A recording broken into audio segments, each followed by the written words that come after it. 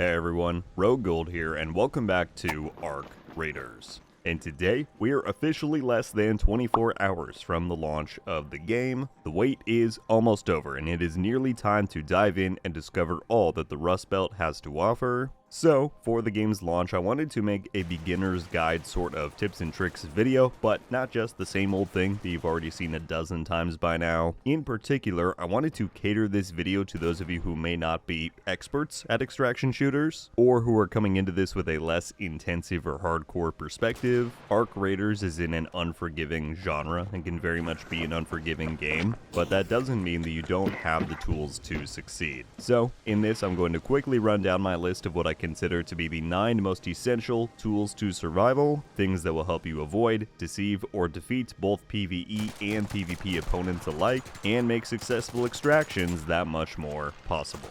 Hopefully that sounds good. We'll dive right into it. If you enjoyed this one and you want to see more Arc Raiders coverage here on the channel moving forward, then be sure to subscribe.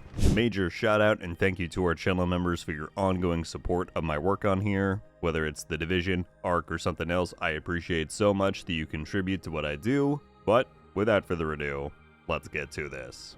Coming in at number 1, we have the Death Flare. Now, this may be one of the most obvious things on this list. The game even makes a point of showing it to you in the tutorial, but I felt it worth highlighting once again here, as this is one of your most crucial situational awareness tools when you're out in the Rust Belt. What I'm referring to is how whenever a raider is knocked into the downed state, a red flare is fired off into the sky. This is a critical mechanic for 2 key reasons. For one, Arc Raiders has no kill feed or hit markers of any kind, aside from the small little effects you may see when you're like degrading a shield. So, especially in dark environments or obscured weather, this Death Flare is very useful in getting confirmation for when you down an opponent, but also, again, given there is no kill feed, seeing these flares from afar is a key method in tracking raiders' positions in the world around you and to see where conflict is occurring. If you see multiple flares fire up from a location, then you have the information on whether you want to head towards the danger or avoid it completely.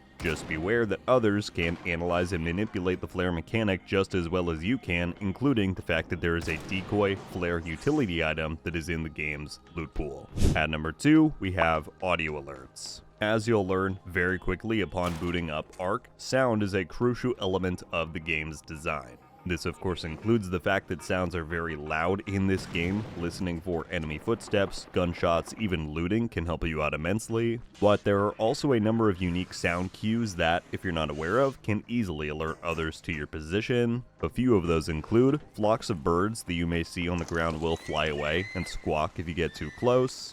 Certain cars will have their alarm set off if you walk by. Some doors have metal detectors on the other side that will set off if you walk through. And while it is best to avoid these things completely, do know that if they are set off, instead of shooting your weapon to stop the sound, which would in turn draw more attention, your melee weapon is a silent disposal option. Just be alert of where these audible threats may be located and be on the listen for if any nearby players trigger them. At number 3, we have free loadouts and Scrappy. Historically, the toughest pill to swallow with extraction shooters is the fact that you lose your entire inventory upon death. And while the same is true here with Arc Raiders, the game has taken some innovative steps to alleviate some of that frustration and make it much easier to jump back into the action after you've been knocked down. And taking full advantage of these 2 features that we're going to look at will save you a lot of frustration in the long run. The first is Scrappy. Very simple idea here. Your raider has a companion rooster, because duh. And so Scrappy will go out and passively scavenge materials for you while you're out raiding. Once you're back in Speranza, you can find him, claim those materials, level them up, do everything within the workshop tab here. So remember to periodically check in and collect your materials, which can help you craft some basic essentials to take you into your next raid. The other tip here is the fact that the game offers you an endless supply of free loadouts to take into the Rust Belt. And while these don't offer you much, a free gun, some utility items, a heal or 2, that can get you pretty far. If you decide that you want to take a free loadout in, just be sure to tab over to it when you're readying up to head into a raid. And if you happen to successfully extract with that loadout, do note that you can head to Lance back in Speranza and trade in your free loadout augment for an uncommon one. That's yet another example of a really great loop that Arc has created to help players stay in the fight. At number 4, we have secondary utility.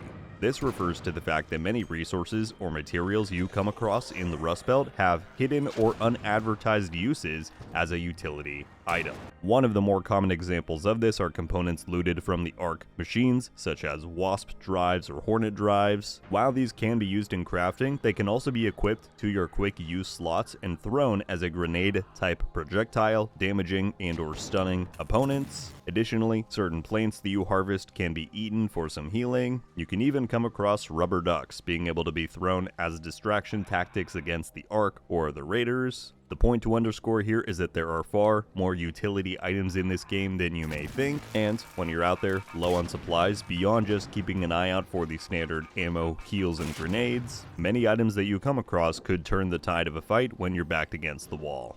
At number 5, we've got weak points. As many players will discover very quickly upon heading into the Rust Belt, the Arc machines that you come across are not to be trifled with. These are some of the most advanced and capable PvE enemies in the extraction shooter genre, so while avoiding them whenever possible is always advised, when you are forced to fight them, it is critical to know that most, if not each, Arc enemy unit has a distinct weak point which can help you bring them down faster. Now, I don't have footage of every single enemy or weak point to show you, but, for example, the flying Wasp or Hornet units, some of the more common Arc enemies that you'll encounter, shooting out their propellers will cause them to very quickly spin out of the air and explode. Additionally, instead of wasting a ton of bullets or sound by shooting at the spider ticks, one connected blow from your melee weapon will take them out. Again, there are many more here. There are a lot more Arc enemies in the game. In general, just think twice about what might weaken the enemy you're fighting before unloading dozens of rounds trying to penetrate their armor, because trust me, these things are tanky.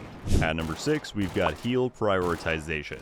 This is a quick tip to clarify how Arc Raiders handles its health and shield systems. Some of you may have already picked up on this, but for anyone who has not, it is an essential piece of info that will help you prioritize how you approach combat and healing. So, unlike games where armor or shields apply a secondary survivability segment atop your actual health bar, in Arc Raiders, your shields simply dictate how much damage will be mitigated from your health. So, in other words, regardless of if you have a shield equipped or not, every point of damage that you take will deplete your health by some amount. So, this means that in the majority of cases, you should always prioritize regenerating your health before your shields, as the health bar is your only actual survivability pool that you have.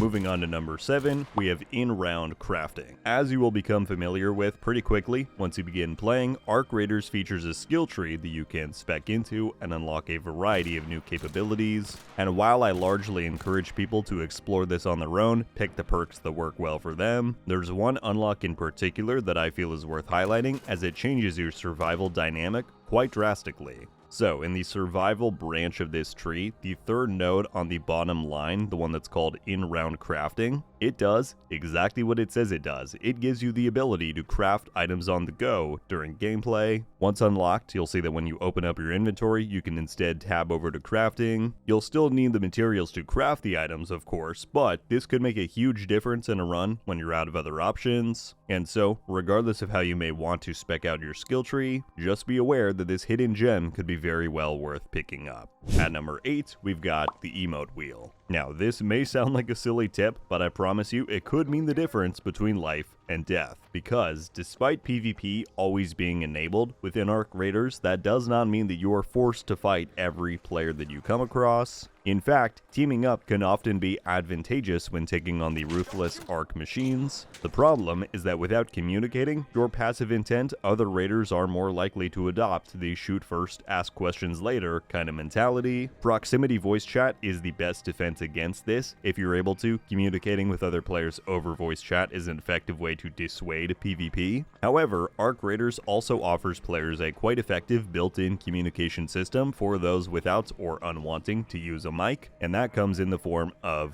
the Emote Wheel. From the ever helpful don't shoot emote to just your simple thanks or sorry, the game's emote selection allows you to easily communicate with nearby raiders. I'm sorry.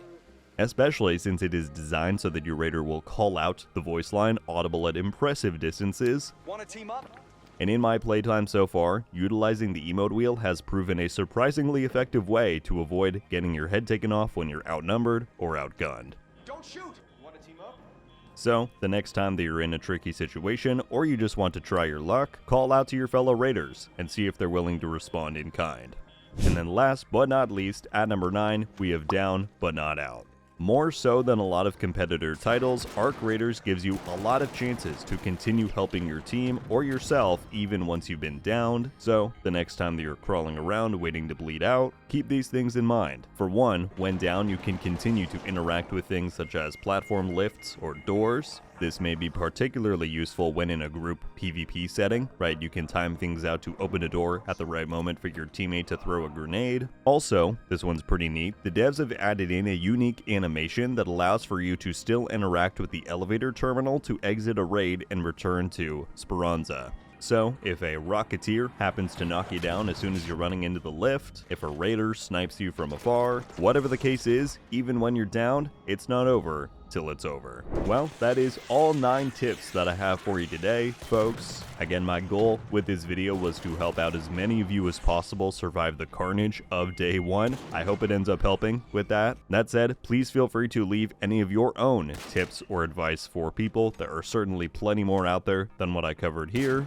Let's make this a constructive and collaborative environment. Thank you all so much for watching this video. Be sure to stay tuned if you want to see more Arc Raiders coverage. But that's all I've got for today. I will catch you topside tomorrow. Until then, RogueGold out.